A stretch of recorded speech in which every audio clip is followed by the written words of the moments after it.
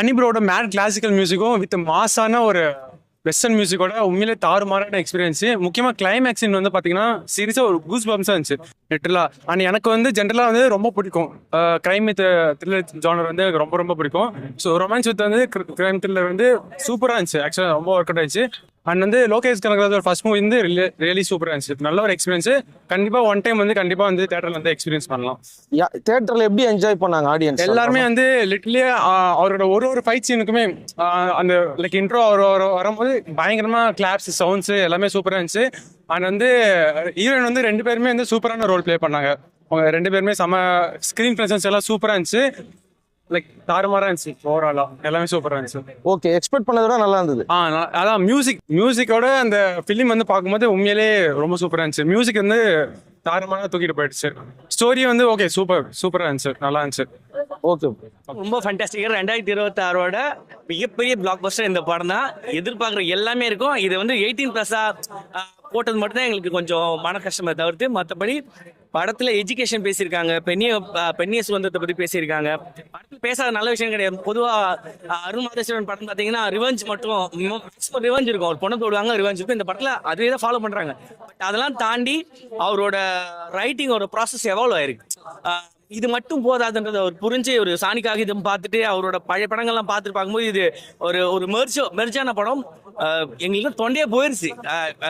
எப்போ ரொம்ப நாள் ஆச்சு இந்த மாதிரி கத்தி என்ஜாய் பண்ணி ஒரு ஃபர்ஸ்ட் டைம் ஒரு படம் நடிக்கிறார். லோகேஷ் ஆல்ரெடி அவர் அவ்வளோ பெரிய ஹிட் கொடுத்தவர். பட் ஸ்க்ரீன் அவர் எப்படி பார்க்க போறோன்ற ஒரு பதட்டம் இருந்துகிட்டே இருந்தது.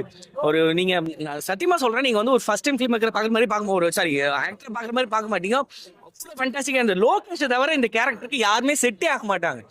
Fantastic film. இந்த 2020ஓட பிளாக் பஸ்டர் இந்த படம் தான். நீங்க அடிச்சு இதுக்கப்புறம் இதுக்கு முன்னாடி வந்த படம் சரி, இதுக்கப்புறம் வர படம் சரி, இப்படி ஒரு ஆக்ஷன் ஃபிலிம் நீங்க பார்த்தே இருக்க மாட்டீங்க. ஹாலிவுட்ல கூட வச்சுங்களேன், ஒரு ராவான ஒரு ஃபேண்டாஸ்டிக் அருண் மாதேஸ்வரன் ஃபிலிம்னா ராவா இருக்கும். பட் இது வந்து ஒரு மாடர்னான ராவான ஃபிலிம். அவ்வளோ ஃபேண்டாஸ்டிக்கா இருக்கு படம். அவங்க வந்து சொன்னாங்க லோகேஷ் வந்து சுமாரா தான் நினைச்சிருக்கேன்னு சொல்லிட்டு. இல்ல அதுதான் சொல்றேன், அவங்க தூங்கிட்டாங்கன்னு நினைக்கிறேன் தெரிஞ்சு. படம் வந்து ஆனா அந்த மாதிரி ஏன் படத்துக்கு வராங்கன்னு தெரியல, பார்க்க தெரியாம. சீரியஸா சொல்லணும்னா படம் மேடா இருக்கு. லோகேஷ் கனகராஜ் வந்து இந்த நிறைய பேர் வந்து மீம் மெட்டீரியல் எல்லாம் போட்டாங்களே, இப்போ எல்லாருமே எவ்வளவு போட்டாங்களோ இப்போ எல்லாருமே இப்போ இந்த ஆள் இந்த மாதிரி பண்ணிருக்காங்களே, இப்போ ஒருத்தவங்க கலாய்களை தெரியுது. ஆனா இந்த டைம் எல்லாத்தையுமே மாத்திருவாங்க. லோகேஷ் கனகராஜ் வந்து ப்ரூவ் பண்ணிட்டாரு. அனிருத் லோகேஷ் காம்பினேஷன் அது வந்து அவங்க விக்ரம்ல இருந்தே நம்ம பாக்குறோம்ல, அவர் படத்துக்கும் சரி அவர் நடிச்சாலும் சரி அவங்களோட பேங்கர் தான். டைட் படம் இன்னும் வருவாங்க, நிறைய பேர் வருவாங்க, சொல்லுவாங்க, உங்களுக்கே தெரியும், வேற லெவல். ஆக்சுவலா அணியை பத்தி சொல்லணும். இந்த படத்தை வந்து 3 பிரிச்சுக்கலாம். ஒன்னு வந்து அருண் மாதேஸ்வரன் டைரக்ஷன், 2வது வந்து லோகேஷ் ஆக்டிங், இது 3வது அணி. இந்த 3ஓட காம்போ எங்களுக்கு அப்படியே சொல்லும் போது அப்படியே சிலுக்குது எனக்கு. அப்படி அவரோட பிஜிஎமும் அவரோட சவுண்ட் மியூசிக்கும் எங்களை நிக்கவே விடல. தியேட்டர்ல வந்து ஆக்ஷன் ஒரு பக்கம் பிளாஸ்ட் பண்ணிட்டு இருக்குன்னா மியூசிக் வேற ஒண்ணு பண்ணுது. அது வேற எக்ஸ்ட்ரா வேற ஃபர்ஸ்ட் ஷோன்றனால ஏத்தி விட்டாங்க சவுண்ட, வேற ஒண்ணு பண்ணுது.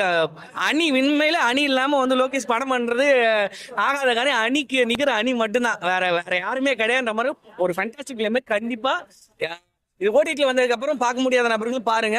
ஒரு நல்ல ட்ரீட். சினிமான்றது ஆக்ஷன் மற்றதெல்லாம் தாண்டி நல்ல விஷயங்களை சொல்லியிருக்காங்க. எஜுகேஷன், அது ப்ராஸ்டியூஷன், அது இதுன்னு நிறைய விஷயங்கள் நிறைய விஷயங்கள் சொல்லியிருக்காங்க. ரைட்டிங் ரொம்ப அழகா இருந்து நல்லா இருந்தது. வெறும் ஆக்ஷன் ஃபிலிமா மட்டும் இது வரைக்கும் அருணோட படங்கள் பார்த்தீங்கன்னா ஒரு ஆக்ஷன் மட்டும்தான் அது ப்ரியாரிட்டியா இருக்கு. இல்லை நிறைய விஷயங்கள் ப்ரியாரிட்டி பண்ணியிருக்காங்க. ரொம்ப ஃபேண்டாஸ்டிக்கா இருக்கு, எல்லாமே தரமா இருக்கு. 0% கம்ப்ளைண்ட் இல்லாத ஒரு படம். நீங்க கண்டிப்பா போய் பாருங்க. எல்லாருமே ஆடியன்ஸ் எல்லாரும் கண்டிப்பா போய் பாருங்க.